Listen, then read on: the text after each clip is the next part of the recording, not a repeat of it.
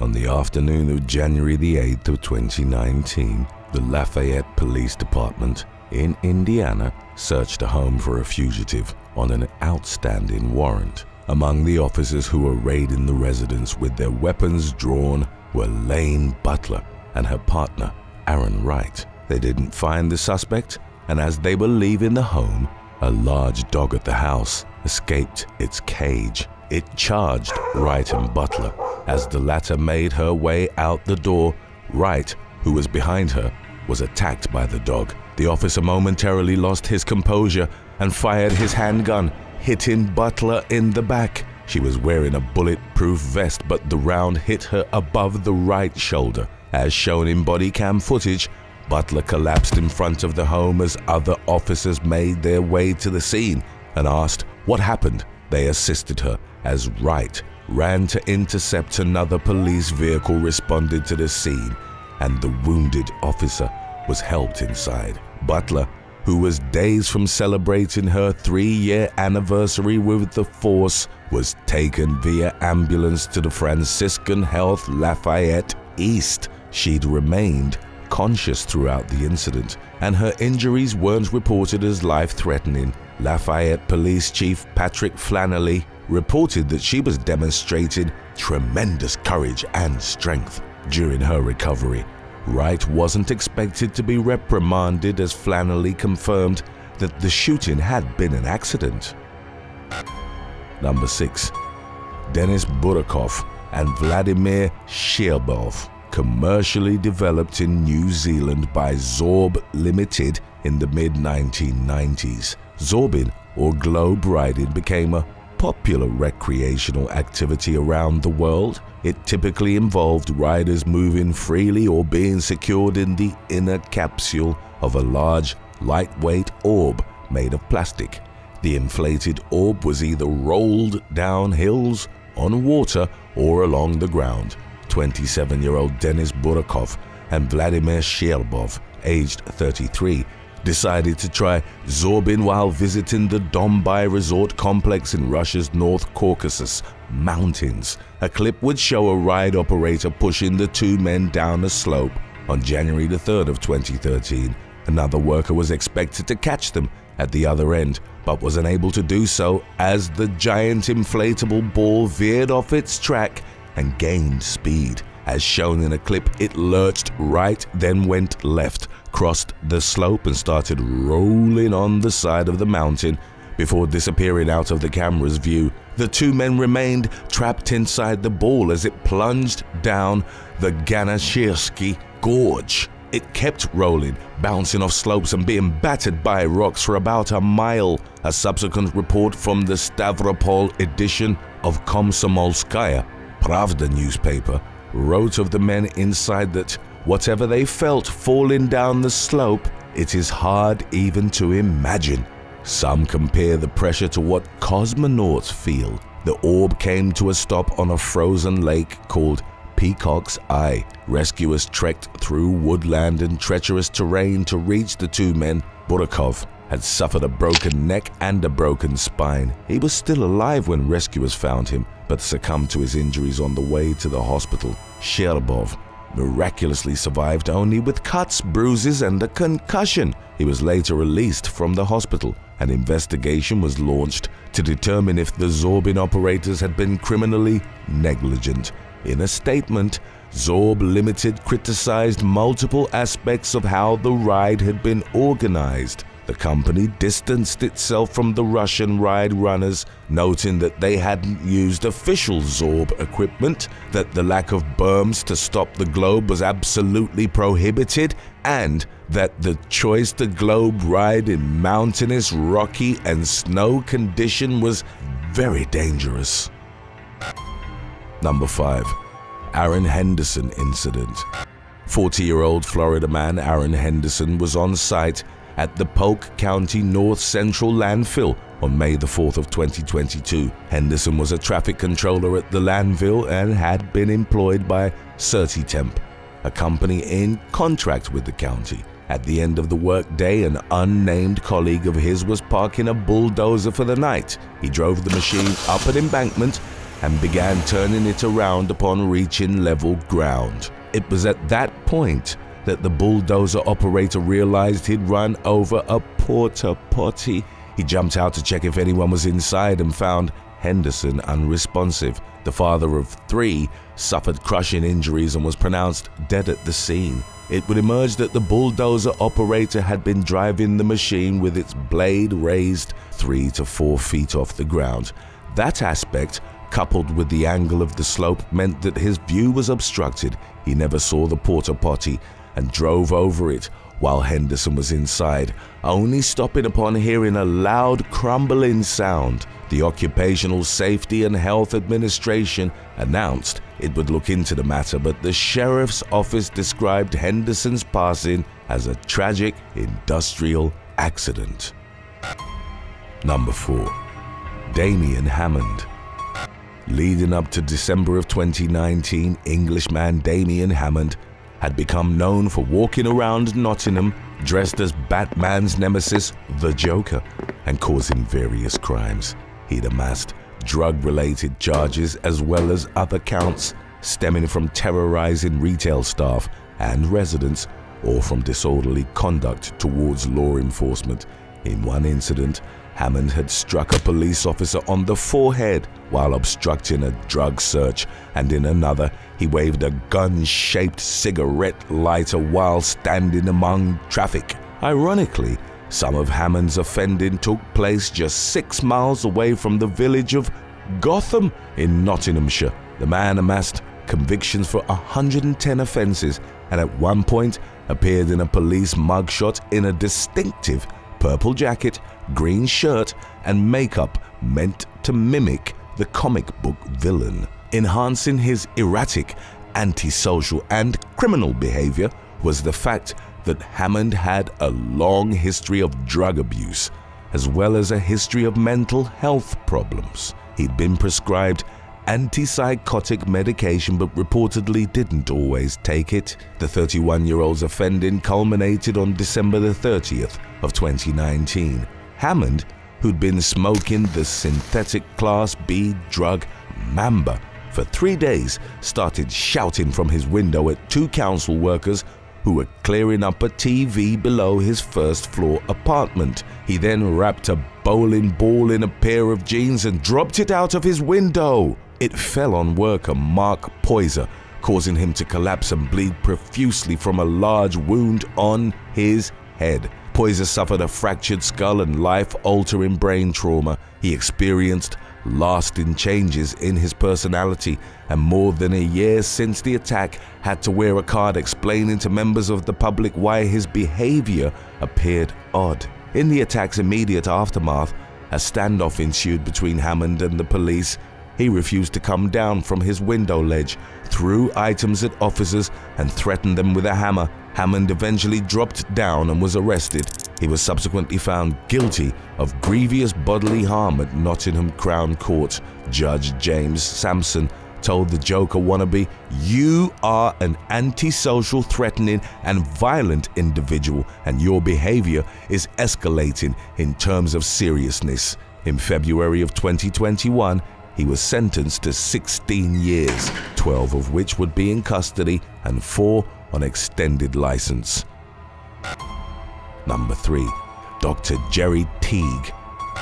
On May the 10th of 2022, Miami woman Maria Lugo Quirales went to the Nonali, Freeman, and Owens Dental Clinic in Marble Falls, Texas, to get treated for her cavities and to have a root canal treated tooth extraction. In preparation for the latter procedure, Quirales, who was at the time in her early 50s, was sedated by dental anesthesiologist Dr. Jerry Teague.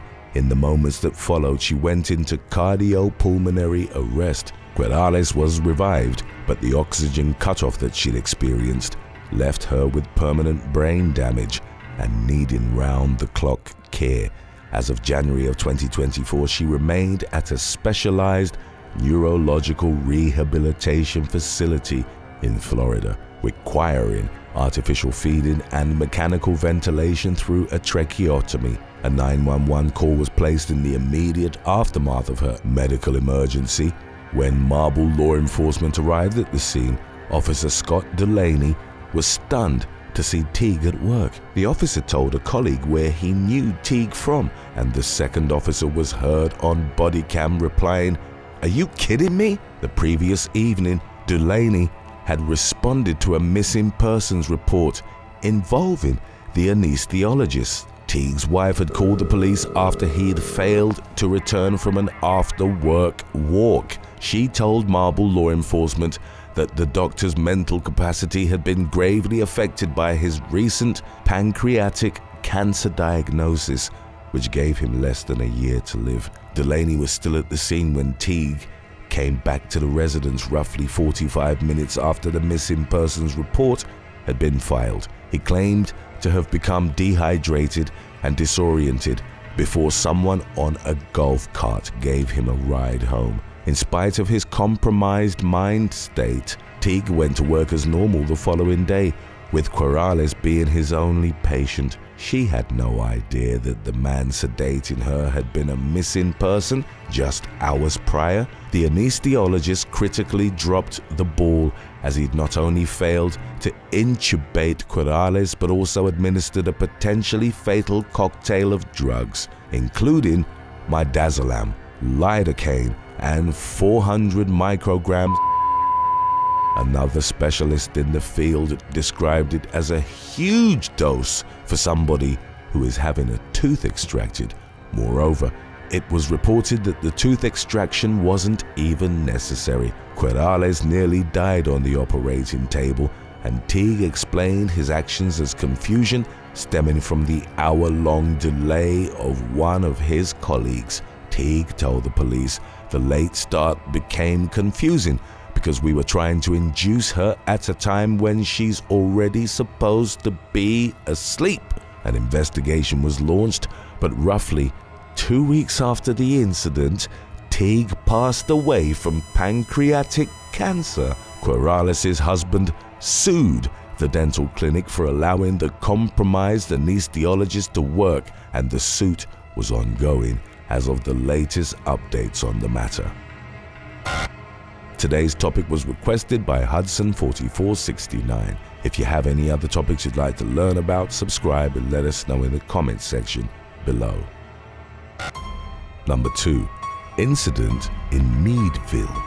A demolition crew was working to tear down part of a library at Allegheny College in Meadville, Pennsylvania, on July the 9th of 2007. The project involved them using a crane that swung a 1,500-pound wrecking ball into the building.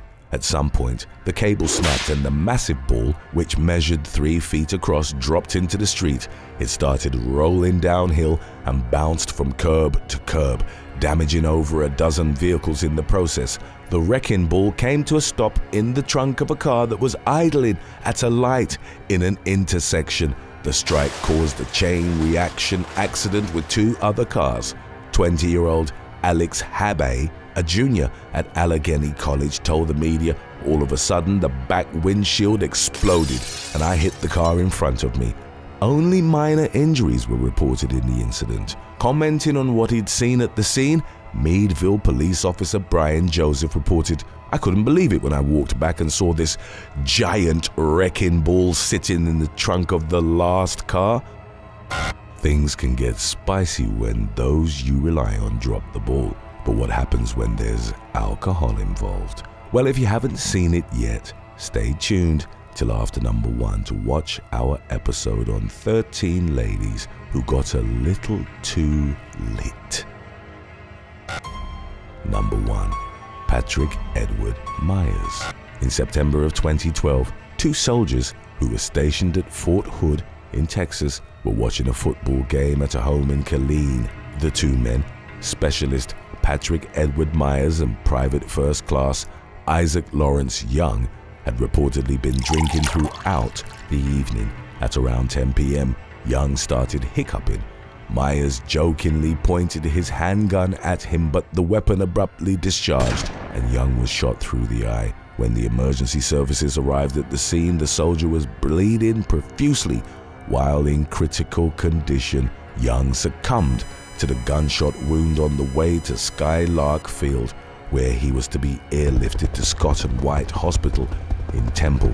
He was pronounced dead 1 hour after the 911 call had been placed. 27-year-old Meyers, originally of Spartanburg, South Carolina, told the police that the shooting had been an accidental discharge which occurred while he was trying to scare away his friend's hiccups. He added that he thought his pistol was loaded with dummy rounds. Meyers was charged with manslaughter, and the case was handled in military court on the Central Texas Army Post. In the winter of 2013, Meyers pleaded guilty to involuntary manslaughter and was sentenced to 3.5 years in military prison. He was additionally downgraded to private and set to receive a bad conduct discharge.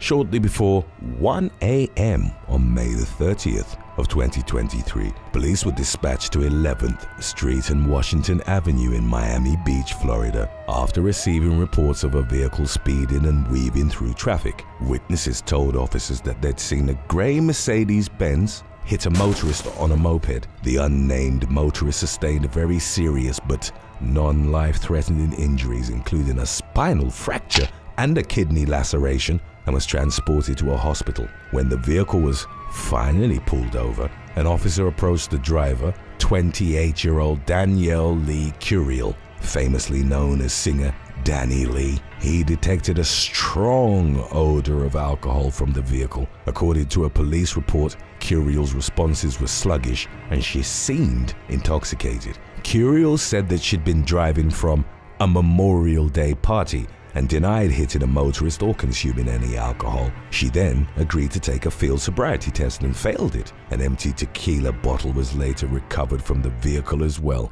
After being taken to the police station, her blood alcohol concentration level registered at 0.145 and 0.14 respectively, almost twice the legal limit for driving in Florida. Curiel was booked into jail on charges of DUI, damage to property while driving under the influence, and leaving the scene of the crash with serious bodily injury. Her vehicle was impounded and she was released on $9,500 bail.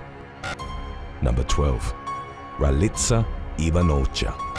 Drivers in Florida called the police after seeing a vehicle traveling in the wrong direction and weaving back and forth along the US Highway 41 on February the 18th of 2015. A responding deputy stopped the vehicle near Land O'Lakes and smelled an odor of alcohol on the driver. 29-year-old Ralitza Ivanocha, who was a former Maxim cover girl. Ivanocha claimed that she thought she'd been driving in Tampa but got lost while texting. She agreed to take a sobriety test, which she failed poorly. According to a police report, Ivanocha's eyes were watery and bloodshot, and she had trouble keeping her balance. When officers asked her to take a breathalyzer test, she flat out refused, showing them a text message in which a friend advised her not to take the test. She eventually complied, hopelessly failed that test as well, and was arrested on the spot.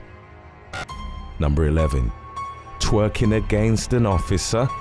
On the night of March the 22nd of 2019, a British woman in Newbridge, South Wales, was arrested on the sidewalk after a rather bizarre sequence of events. The unidentified woman, who appeared to be severely intoxicated in the footage that was captured of the incident, had initially entered a shop. Once inside, she continued to harass other customers in the shop, eventually leading the shop owner to call the police. A responding male officer confronted the woman outside, during which she repeatedly shouted that she wanted to be arrested. She then pushed her bottom against the officer and started twerking before being pushed away. When the officer asked her if she was going to move on, she told him she was still waiting to be apprehended. As a result, the officer grabbed her arm and placed her under arrest for being drunk and disorderly. The woman prompted the officer to arrest her with his cock. When the officer finally placed her in cuffs, she yelled, "Oh yes, baby." The following day, she was released with a fixed penalty notice of about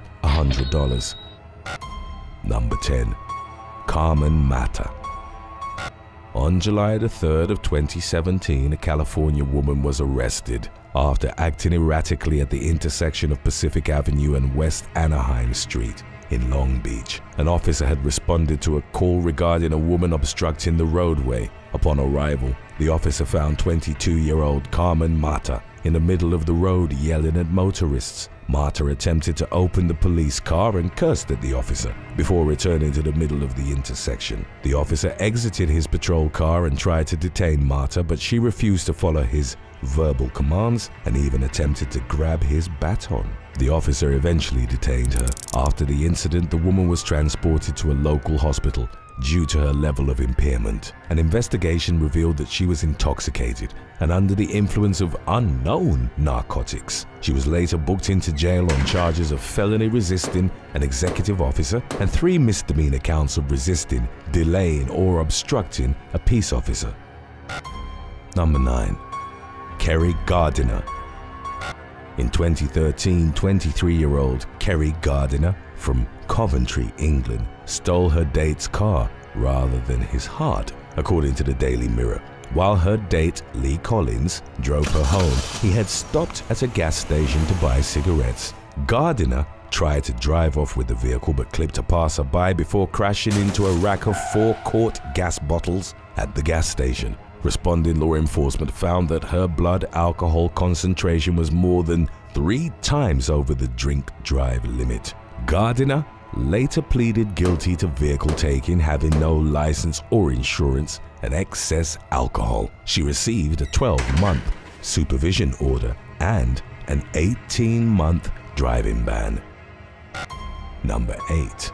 Airplane diva who went viral on TikTok. A video that caught a woman on board a flight and yelling at other passengers went viral on TikTok, getting viewed more than 2.7 million times in June of 2023. The incident occurred on May the 26th of 2023 before the plane even took off from Los Angeles, California to Las Vegas, Nevada. The incident was recorded by a passenger who said that the unidentified woman was visibly intoxicated and was acting aggressively towards staff. She was ordered to leave the plane, upon which her behavior quickly spiraled downwards even more. In the video, the woman was seen screaming, "Y'all can't even tell me what I did." She was walking up and down the aisle of the plane, asking anyone who was offended by her behavior to raise their hands. At one point, another passenger told her to shut up and sit down, or she might get arrested too.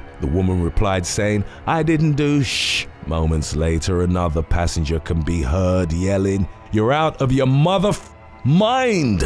After which an unprompted round of applause erupted. In the end, the woman was physically restrained and removed by 3 airport police officers.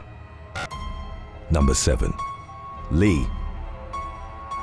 A plane window cracked at 30,000 feet after a Chinese woman who'd purportedly been dumped by her boyfriend tried to break it open mid-flight on May the 25th. The 29-year-old woman, only identified as Lee, had been traveling on a long air flight from Xining to Yangcheng. According to authorities, Lee had drunk 2 8-ounce bottles of wine before boarding the flight due to the breakup. During the flight attendants saw Lee crying and tried to comfort her. However, Lee suddenly began smashing the cabin window. After it cracked, the Airbus A320 had to make an emergency landing in Zhengzhou. The plane safely touched down and no one was harmed. Lee was detained shortly after and hauled off to prison. Number 6. Cory Hope Jackson. On April the 20th of 2014, a Texas woman being booked into Brazos County Jail for public intoxication faced more charges after she headbutted a detention officer. As the officer began booking 21-year-old Cory Hope Jackson from Mansfield, she became belligerent. The officer was trying to remove her personal items when she lashed out at him. When her ring was about to be taken, she shouted, "Take it and I will kill you." The officer subsequently restrained Jackson, but she used the side of her head to strike the officer in the forehead. In the aftermath, Jackson was not only charged with public intoxication, but with felony assault, resisting arrest, and disorderly conduct as well. The following day, she was released on a $14,800 bond. Records indicate that she was later found guilty of assaulting a public servant and sentenced to 2 years of probation with 80 hours of community service. Number 5. Splashing that cash. an intoxicated passenger on an Eva Air flight threw $6,000 cash on the runway after she was escorted off a plane after a row with her partner. The unnamed couple were on a flight from London to Thailand on September the 30th of 2023. A witness said that the couple already appeared severely intoxicated as they boarded. According to an airline spokesperson, both travelers became unruly during the flight. The woman went from the economy to the premium economy section without paying for the upgrade. Her partner smoked an e-cigarette adjacent to the cabin galley. When flight attendants tried to stop them, they were berated and physically abused. With the help of 8 other passengers, the couple were eventually restrained. As a result, the flight was diverted and landed in Vienna, Austria. Police escorted the pair off the plane while they were standing on the runway with cops surrounding them. The man appeared to attempt to grab the woman's bag, to which she responded by opening it and starting to throw cash in the air. Notes flew in the air and landed all across the tarmac. The couple were booked into jail, and it's unclear if all of the money was retrieved and if the woman got any of it back. Number 4. Georgina Low. 20-year-old English woman Georgina Low mauled a doorman who'd asked her to move away from a spilled drink at Yates's bar in Manchester City. The incident unfolded in the early hours of July the 12th of 2014 after Low had been drinking with friends. According to witnesses, the woman was very drunk at the time, and when doorman Nathan Murray asked her to step away from the spilled beer for her own safety, she told him to f off. After Low pushed him away, he took her outside, where she then allegedly slapped him in the face. When the doorman tried to restrain her, she bit into his arm, removing a chunk of flesh from it. Consequently, law enforcement were called to the scene. Officer Matthew Waggett found Low banging her head on the pavement. As he was trying to defuse the situation, Waggett attempted to put her in handcuffs. While doing so, Low sank her teeth into his arm as well. After being placed under arrest, she began to cry, saying she was sorry and claiming that she thought the officer was a doorman. Low later admitted to 2 charges of assault occasioning actual bodily harm. In May of 2015, she was ordered to serve 200 hours of community service and was required to pay approximately $380 to each victim. Number 3. Kristen Forester. A Florida teen was wearing nothing but her underwear when she was pulled over for reckless driving at around 3 a.m. on October the 21st of 2013. 18-year-old Kristen Forester had been spotted speeding along Seaway Drive in Fort Pierce, Florida. Upon being stopped, the police officer asked her why she wasn't wearing clothes. Forester replied that she'd been at work and decided to drive home like this. She also admitted to the officer that she'd had a shot before driving, but her behavior led the officer to believe that she hadn't just had the one shot. Forester was given a series of sobriety tests, which she failed and was arrested. Her breath tests later revealed that her blood alcohol content was nearly twice the legal limit for driving. Number 2. Iselin McKeown. 24-year-old British woman Iselin McKeown allegedly bit an off-duty female police officer, then told her, "I can taste your blood, yum yum." On May the 17th of 2018, before the attack, witnesses saw McKeown damaging a vehicle as it pulled onto Dannybrin Road in Port Talbot, Wales, where she lived. She was also seen using a hammer and bricks to damage her neighbors' homes, as well as more vehicles. Kelda Griffith, an off-duty police officer who happened to be in the area, heard banging and shouting along the street, so she went to investigate. She caught McKeown mid-rampage, approached her and tried to calm her down. However, McKeown threatened her with the hammer. Suddenly, McKeown turned her attention to a man nearby, and at that moment, Griffiths tried to grab the hammer. Her attempt failed and Griffiths fell to the ground with McKeown on top of her.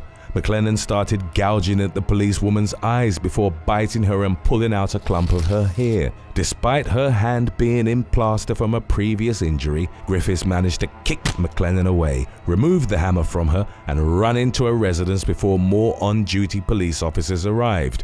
McLennan later admitted assault occasioning actual bodily harm, criminal damage, and possession of an offensive weapon. Court records indicate that she'd consumed 2 bottles of vodka on the day in question, and she was sentenced to 16 months behind bars. Number 1. Paaperio. On January the 30th of 2023, an Italian woman on a Vistara flight from Abu Dhabi to India was restrained because of what airline officials described as unruly and violent behavior. 45-year-old Paaperio had booked an economy class seat on the plane, but during the flight she got out of her assigned seat, went to business class and settled herself in an empty seat there. According to a criminal complaint, when crew members asked her to return to her assigned seat in economy class, she punched one of them in the face and spat on another. Paaperio then started taking off some of her clothes and proceeded to walk down the aisle half naked while berating the crew members. Consequently, the captain had Paaperio restrained to a seat at the rear of the plane. Upon landing in Mumbai, the woman was arrested on a charge of endangering life or personal safety. A preliminary medical examination determined that Paaperio was severely inebriated. She was released on bond, but is still facing several charges. Thanks for watching. Would you rather go 5 days without sleep or 15 days without food? Let us know in the comments section below.